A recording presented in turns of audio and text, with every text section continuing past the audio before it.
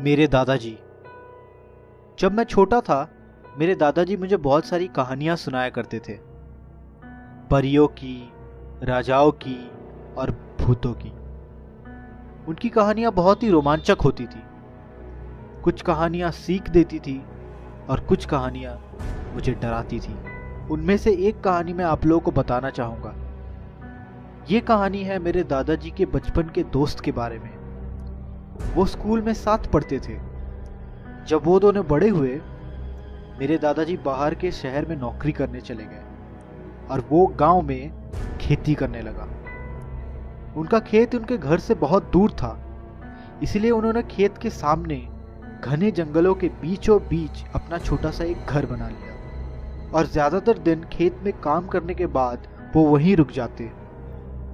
जंगल के बीचों बीच घर होने के वजह से उन्हें वहां कोई परेशान करने वाला भी नहीं होता। लेकिन कुछ दिनों से रात में उन्होंने एक औरत को अपने घर के आसपास भटकते हुए देखा। वो औरत देखने में बहुत खूबसूरत और जवान थी। वो हमेशा यही सोचते थे कि इस घने जंगल में इतनी खूबसूरत लड़की क्या कर रही है? क्या ये कोई चोर है? और भी चौंका देने वाली बात ये थी कि यहाँ दूर दूर तक कोई घर नहीं था, सिर्फ जंगल। तो ये कहाँ रहती होगी? उन्हें लगा शायद इस औरत को मदद की ज़रूरत है। एक दिन उन्होंने यही सोच के उसे अपने घर के अंदर बुलाया। उन्होंने उससे उसका नाम और पता पूछने का बहुत कोशिश की, पर वो कुछ नहीं बोलती, बस उनके तरफ देखती और मुस्कुराती। उन्होंने उसे खाना भी ऑफर किया, पर वो चुपचाप बैठी रहती, कुछ भी नहीं बोलती। और जैसे ही सुबह हुआ, वो चली गई। उस दिन के बाद वो हर रोज उनके घर आने लगी। मेरे दादाजी के दोस्त उनसे बहुत बातें करते, पर वो कुछ नहीं बोलती, बस मुस्कुराती।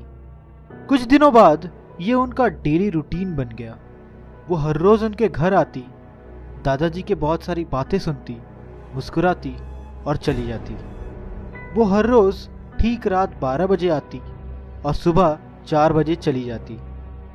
उन्होंने उसे रोकने की बहुत कोशिश की, पर वो रुकती ही नहीं। मेरे दादाजी के दोस्त को वो पसंद आने लगी थी, पर वो उसे कभी कह नहीं पाए।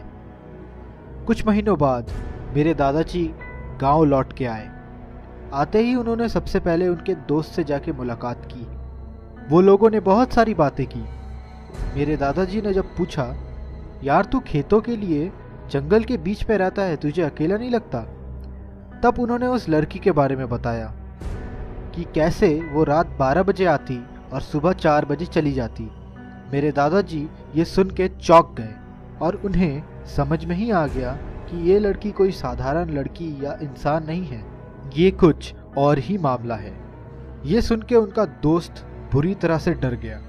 तब मेरे दादाजी ने कहा कि इस लड़की का राज पता लगाना ही पड़ेगा। मेरे दादाजी ने तब एक सुई लिया और उसमें धागा डालते हुए कहा कि आज रात को उसे आने दो और मौका मिलते ही ये सुई उसे चुभा देना।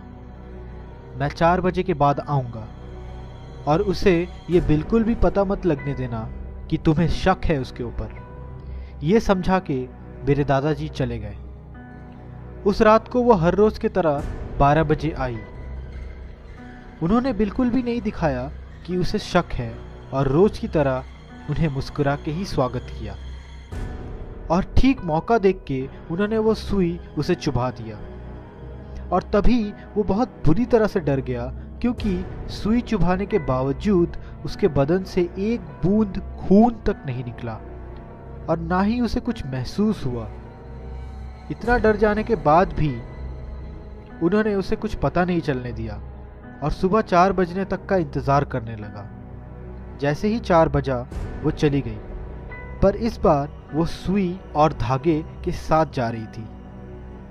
जल्दी मेरे दादाजी आए और उन्होंने कहा कि चलो इस धागे के पीछे पीछे चलते हैं। वो धागा जंगल के बहुत अंदर तक गया और फाइनली वो सुई मिला, पर उन्होंने जो देखा, दोनों के आंख खुले के खुले रह गए। वो सुई पूरे के पूरे एक स्केलेटन के ऊपर लगा था। अगर वीडियो पसंद आया तो लाइक और सब्सक्राइब करना। वरना क्या पता आज रात को आपके घर में भी